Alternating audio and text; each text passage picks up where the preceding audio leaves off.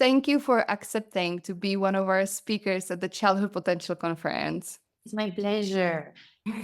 I will say a few words about you, but I will be really happy if you can add something. You are Montessorian with incredible teaching experience. You had led Montessori classrooms in the UK, in France. You were a head of school in China. You established 3 centers featuring Nido, infant community, CASA environments. You have more than 20 years of experience as an educator. You have been helping also parents and families to guide their children through the first 3 years of life.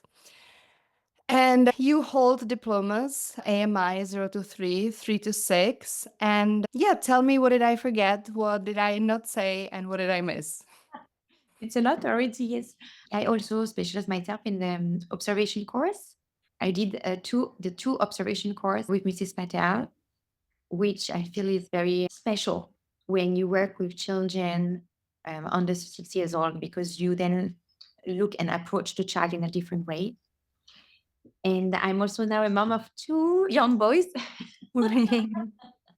challenging me in a different way too. And yes, I still have the same passion since I started the course, and I love to share more um, now that I'm based in Singapore and want to do more things with families, with parents, and that's why I think it's a great opportunity for us to, keep giving even from far away. If we can help from where we are, that's fantastic. Yeah. Thank you. We are supposed to talk about the importance of hands in the Mhm. first years of life. Why do you think this topic is important? Why have you chosen this topic as your topic for the conference? It's always hard to choose a topic. I feel after being with so many parents, when I do my play groups, when I do classes, that parents focus a lot on the language and large motor movement, and sometimes forget the importance of the hands. And the hands are, in a way, a continuation of ourselves when we want to express what we want to say. And as Maria Montessori says, the hands are the tools of the mind. So the more we use our hands, the more we use our intelligence, and especially both hands, because you want to engage left and right brain. And I feel that this is something that parents don't take like necessary to work on. And there are some important exercises to do at home, simple exercises that can help the child to develop naturally and being challenged. And also some important milestones to look at as a parent, as an adult, to make sure that the child is developing smoothly. And hopefully, we are reaching this milestone to help him be more independent. Because the hands, definitely, once the child is walking, the hands go everywhere.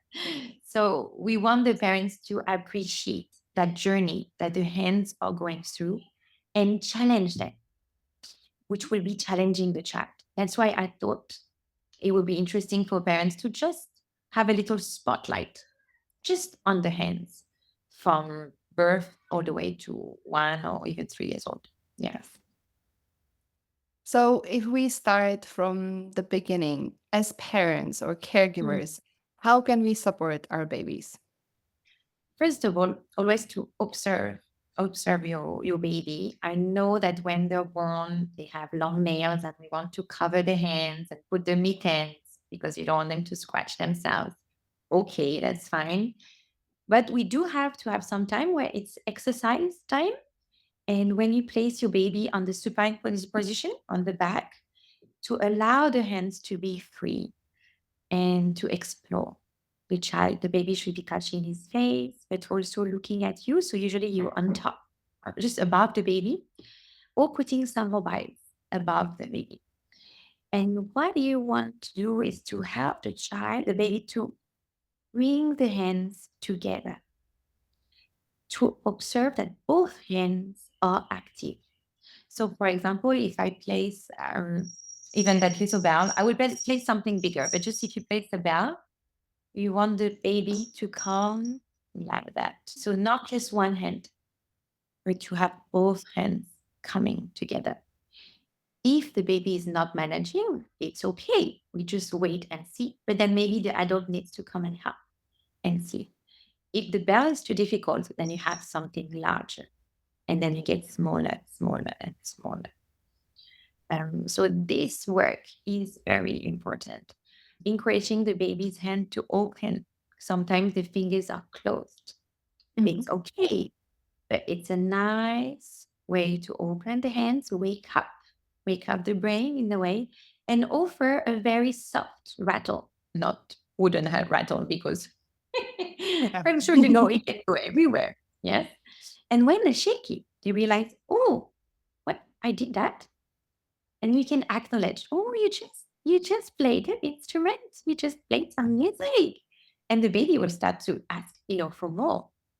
So when the child is on the back, you want to put things just above him and encourage him to look at him and really reach with both hands. That's really important. And then you just change objects. And something that parents have to keep an eye on is not forcing the baby to, okay, come on, be a good boy and touch everything and force the baby to do it. Maybe it's not the right time. It's okay. We do it later. And if it's working well, maybe 1 or 2 minutes, not too long, because it's already engaging the child quite a lot. So you want to do it short and positive. Once baby is moving more, I'm sure you know all their role and they're on the tummy. At, at first, the head is quite down and they get stuck. And I know parents get a little bit scared. But he can't breathe, man, he can't breathe. So there are two ways. Either you keep practicing, help the child, the baby to practice just for a little while, or you can place a cushion just in this area. So baby's head is a little bit higher and hands are there. And you can place a book or any kind of activity for them to start touching and playing with. So here the hands are active and baby is active. He's not passive. You are the adult trying to engage the child with that activity using the hands. Again, for a very short period of time, not too long, but positive. Yes. And then you have to see the baby pushing. You will see baby pushing up. When he's pushing, you have to make sure that the fingers are open. They're not like that. And through this pushing, the baby will start to look further. And now the interest starting to rise. Oh, what's there? What can I see? And now it's the role of the parent to put some object in front of the child, the baby, and see if he can reach it. So you start to develop the will. Oh, I want to get that object. But if we don't have this work, then the baby will just be there. Yeah. Some babies are maybe more active than others. But if the adult is not the first one to give the presentation to attract the baby's attention, maybe nothing will happen. And you want the hand to be challenged. You want the baby to reach for that object. Or you want maybe like a car, something with wheels, and start going left left to right, which is a preparation for, we call it crossing the middle line. We have something we call the middle line, and you want the baby to learn to cross it. And this will happen first with the wheel and a train, a car, and we have to show it first. Or just a ball. You roll the ball, and the baby will just go and find it. So these exercises are important, but not. I don't want the parents to be okay. Next, don't. Just to play, to be stressed, and to observe. Yeah. So these exercises are some that you can do on the floor. Then when the baby is learning to sit, at the start, they kind of wobble or they kind of unstable, yes. This is the moment where when you see the child falling, to take the hand and help the baby to hold on. And the baby will realize, oh, I can help myself. So my hands are also here to help me to stop moving. So when they start to go towards crawling position, they will use their hands to move forward. So this exercise, the parents will have to almost push their baby to fall down, but then they have to learn to hold on. If we don't teach that, then they'll just fall, or we protect them, but they don't get to know their own strength. And this is also an exercise for the hand, because when they can sit steadily, now the hands can start working more. And this is a different kind of exercise that the parents will have to do, where we have more materials that we see in a Montessori environment or anywhere at home. So I've said a lot. Maybe you have something. No, It's okay? I'm happy that you have said a lot, and now we can concentrate on the sitting child, right? Yes, yes, yes. So when your child is sitting and stable, you are able to give an activity to the child. And the challenge is not anymore to balance. Now the baby can focus on the activity itself and challenge the hands. One of the first activities that we do is quite simple. Uh, it's just to remove and to clasp. It can be this activity can be anything, but it's usually something from top to bottom, bottom to top. It's vertical. It's quite simple, but still challenging. And then you will change over, no matter, for example, it can be this is a different one with the sphere. Yeah. But then the baby here has to rotate it to take it out. So a little bit more challenging. You want the baby to keep practicing this activity. And I'm sure parents have seen the babies finding tissue boxes and up. That's this work, vertically, up and down, in and out. And we have to allow the baby to repeat this activity, this exercise in many ways. So either with some materials that we have, or with a tissue box, or with anything that you have, even what I tell parents, I encourage them to have a big basket with lots of soft toys, different kind of soft toys, because the baby will throw everything out. And they go and explore. Think, oh, no. Oh, okay. And then you put things back because they're not going to tidy up. But it's about removing in and out, up and down. So here the challenge is not so much the hands, but it's about learning about what I can do and what happens in front of me. With my hands, I can change this environment. Oh, the basket is empty. The ball is gone. The baby will start learning how to throw. Yeah. So we are starting really simply. And there are some exercises such as even like this one, where it's just about removing. It's again vertical activity. And little by little, you mean with something more, maybe more complex. Like I'm sure you've seen some of these activities. We put the ball inside the hole, and then you have different kind of balls where suddenly the baby, for example, for this one, you have to put a little bit more pressure. And parents tend to do it for the child. Say, no, no, let the child do. So here, suddenly, I have to put the fingers more together.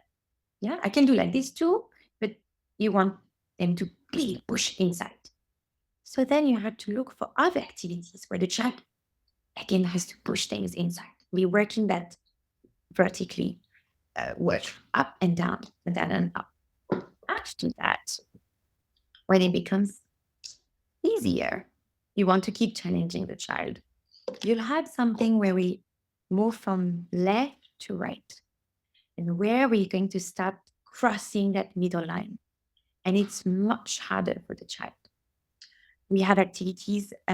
This could be, for example, and it's another Montessori material where we have a ring and the baby has to put it in here and then flip and then move here.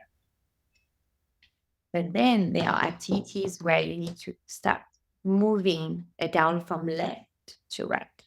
Much harder than we think. This can happen only if they've worked well vertically, because they have developed a good grasp of the hand.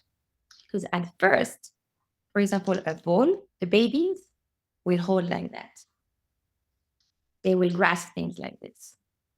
What you want when they get in towards 9 to 12 months is that the thumbs have to be opposite to the fingers.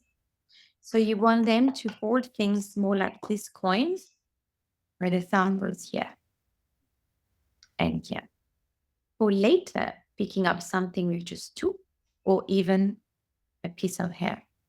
When they look for tiny things in your environment, who know where they found it. Oh, thank you.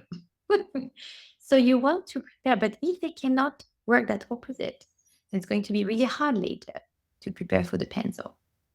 So you want already to work on this movement where the thumb is opposite to the fingers.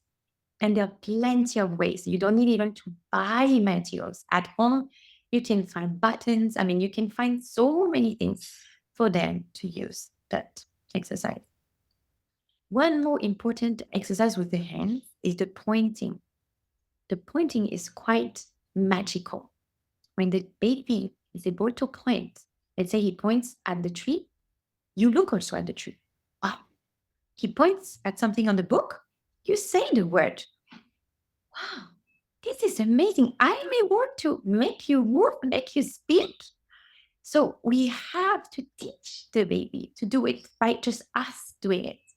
So when you're reading, point and say, point and say, and then he will repeat. And I'm sure you've seen in a baby's eyes when they point at something and you say it, and you say exactly what they want. Amazing communication has started. So if you want the baby to understand that through your hands, you're able to communicate with others, you're able to help yourself. And it's only the beginning. Because after 1 year old, wow, they start to pour their own water. I mean, there's so much work to do. And I really wish that parents and any adults taking care of children can enjoy also without stressing too much this journey that the hands are going through, because we have to keep engaging both hands. In a Montessori environment, we always encourage children to carry something with both hands, even something that simple. One, for safety, but for second reason, to engage the true hemisphere of the brain. And this is something that we have to keep in mind, because I know now the screen, the iPads are coming.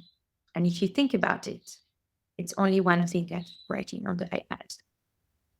The hands are not active as much as they should be. So even if the baby is going to learn things, to maybe remember things, because of course they're very smart, they're not using both hands. And this is what I'm trying with parents to understand. I have parents that are worried when the child at 6 months is not reaching the milestones. My child is not clapping at 6 months. It's okay. Let's see what we can do. So when you face a problem, or you feel that the baby is not doing something with their hands, you have to start with what the child can do. So, for example, for clapping, I'll get a shaker. Can your baby shake? Can he hold a shaker? Yeah? Okay, let's shake together. Now, can you have another shaker? And we shake with both hands. Can you do that? Yeah? Then you do a lot of shaking, a lot of stopping, then to control your hand. And then one day we do tap, tap. And we play tapping with songs and we stop. And then one day, then we clap. And it just comes. So it's not just working on clapping. Okay, let's see what we can do. He can hold, he can shake, we tap. Usually they can tap. It's fun. Clapping will come. So not to worry about, I know doctors will say, oh, he's late. Okay, 2 months late, 1 month late, that's not the problem. If we're late, the parents will focus on late and the poor baby will feel pressured. No. What can he do? How can I help? We can support. The baby is always able. Then we need to encourage the hands. We need to give the right food to the hands. So musical instruments, always, always have a musical corner for the babies to play and use their hands. A lot of sensory work, a lot of activities, but as much as possible, one thing at a time. Because if there are too many things, the attention is going everywhere and the child has forgotten about his parents. So we're doing music right now. We're playing with the shakers. Well, I'm showing you the box with buttons, just that box. And when you're done, take it away. So helping to focus actually is helping the hands too. I just want the parents to see how important it is and how it really can hinder the child if he has not been helped with his hands. Because when the child is 3 years old, he should be able to undress himself, to pour water for himself, to remove his shoes, put his shoes. If he has not practiced enough with his hands, then he cannot do that. I had a parent saying, my child cannot write right now. Okay, the baby is only 2, it's okay. Can she pour water? The wrist is not flexible enough right now. You need to do a lot of pouring. Oh, I didn't know pouring would be that important. The parent told me. I say, yes, just go to the sink. You know, your baby, your child wants water. Get a bowl of water, get a jug, pour and pour. Get your wrist flexible. Get the sponge. It's very simple. You have everything at home. You don't need to buy. Everything is there. Just create the activity for your child. And this is something that we found ourselves doing a lot. Creating, showing to the parents a tray, a bowl, another bowl, a sponge, and a jug. Then go water, get the sponge, and just transfer. Even potato, a brush with a water. You pour the water on the potato brush and you clean the potato. Here, it's hand again activities. It's not really about the potato. Of course, it's nice to clean the potato. It can be a cucumber or anything. But it's just getting the hands at work. And this is what I want the parents to keep in mind. I need to give the right food to the hands, not just teaching numbers and letters. If you give the hands the right work, the child has the tools when it's time to hold the pencil, no problem. So that's why I feel this topic is very critical, actually. Yes. Mhm. You talked about the importance of repetition. Mm. Is it important to let the child repeat the activities as long as they want? They need, there are many reasons. Repetition is, in a way, the starting point if one day we want to reach concentration. The child has to feel that he has the time, no limits, to be able to learn what he's learning right now. And by repeating, he's learning for himself because he might repeat this way and repeat that way. If I do that, so the mind is thinking while he's repeating, and the hands need to totally gain that skill. So doing one time is not enough. It's like if I'm trying to teach you a new language and I say one word, the word one time, that's it. Can you repeat? Oh, you need to tell me again. For the child, it's the same. I need more to totally gain this new skill. And by not giving that pressure of time, the child feels that I can do it. And each time he's repeating by placing a button, for example, in the hole, I succeed. I can. I do it again. I can. You build up the confidence. And while he's repeating, let's say 10 minutes, 20 minutes, even more, now you're having concentration. But if someone is stopping, okay, next, stop doing this again, go and do something else. What? You're teaching me that actually for learning something, I don't need to repeat. If you look at life right now, any concept in life, you need to repeat to totally understand what you're learning. Yes? So the children are being stopped by the adults from learning, then later they will not get that automatic um, way of really focusing on something. I just do a little bit. Anyway, I know I'm going to be disturbed, so I'm not going to involve myself. So it's only from the very beginning we need to allow the children to repeat. and enjoy going totally into work. So later on, when they're older, it's normal to repeat something to get better at it. When you're learning how to write, you have to repeat many, many times. I think what parents forget is that for babies, time is different. For them, 5 minutes, it's only 5 minutes. For the baby, 5 minutes, it's a long time. So if we can protect that repetition, that's why the Montessori environment actually protecting a child who is working is fundamental. I mean, it's really one of our golden rule, and is to allow repetition to happen, and that's what will make a difference. So, not to be worried of letting your child wash his hands again and again and again and again, to put something inside again and again and again. She is learning. You don't even know what's happening, but there is definitely something happening within the child. And usually, if you're able to observe the child when he's finished opening, closing, opening, closing for hundreds of times, look at the face. There is this sense of satisfaction and this light and this confidence that just came because he managed to finish something inside himself, that he feels satisfied. But if we break that, you will have a child who is crying, who is frustrated, and will start maybe throwing a tantrum for nothing.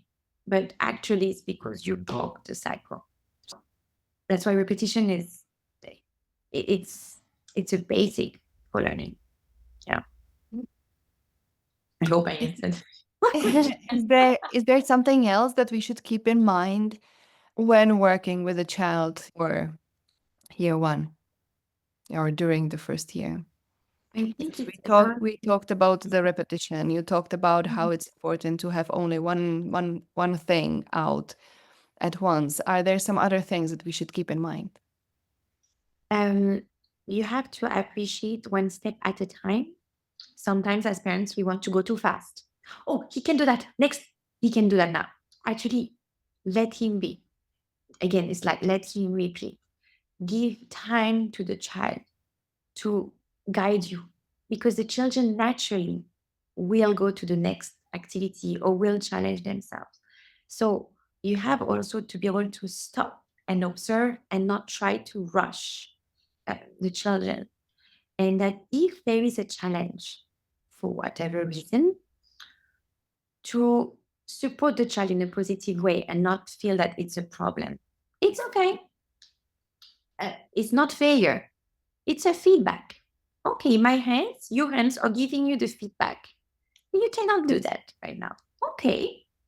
Then, in a way, we go backwards to go forward.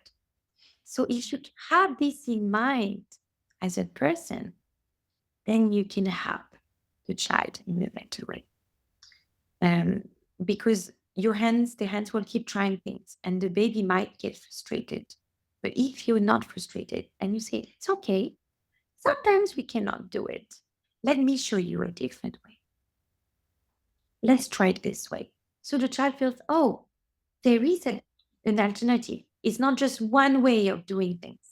I'm not, because sometimes we feel that we have to follow that same path, this box. And if you're not following that, you're not good. And you don't want the baby to feel like that from the very beginning. So you cannot say, oh, you can't do it. Okay, today, just today, it happens that your hands need more exercise. Let me give you something else. Um, Very often, when I used to work in the children's house, I had the children wanting to do some very complicated work, like mathematics. And I said, oh, before you do that, your hands have to be ready to do it. So it's not you. Oh, let's get your hands at work in a way first. And the child was like, oh, okay. And they were excited about it. So I think it's the way of approaching the child, because every child is so different. We will face challenges in a different way. But if us as adults are able to see that situation not as a problem, but just as a feedback and as a challenge for us, like if we are detective, of how can I help the child to help himself, help his hands, then you have the key. You can help anyone. Thank you. Thank you. Is there anything else that you want to say when it comes to, the importance of hands and in this fine motor movement that we didn't say and you think it's important to say? I think the adult, again, I go back to the adult because we are the role model. You have to look at your hands too. The child will copy you. So, of course, there are some half Brazilian Italian. So, I talk a lot with my hands. I do a lot of things with my hands. So, I can see my son also. So, they will copy us. But to show things with our hands too, not just to say, don't do it this way, do it that way. We tend to say, don't just turn it around. Better to stop the child. Let me show you how to do, and to stop talking and just use your hands. The child will watch and they will want to do the same. I had so many children after a presentation that they look at their hands. Okay. And it's just so beautiful to see. And then they want me to show again. Okay, I show you. And you show again. And you see, when they're trying to do whatever they're trying to do, this is the moment you need to protect, because something magical is happening within the child right now. And if we stop that, no, not this way, that way. Okay, I just do your own way because I want you to be happy then. Yeah. So that's why to be so careful and to observe, to step back. If the child is not hurting himself or someone, or and he's not doing something unacceptable, that's fine. It's okay. But let the hands work. They are so beautiful. This small hands, isn't it doing anything? I think we could do a movie of just, how to see all the hands of the children when working around you. How are they doing? I mean, it's so beautiful. And that's why I'd like people to take the time to watch. And, and I think if you count how many times a child is trying to do something, even if it's something maybe not allowed, he's really working really hard. Yes. Wow. You should look at the face working together doing. It's amazing.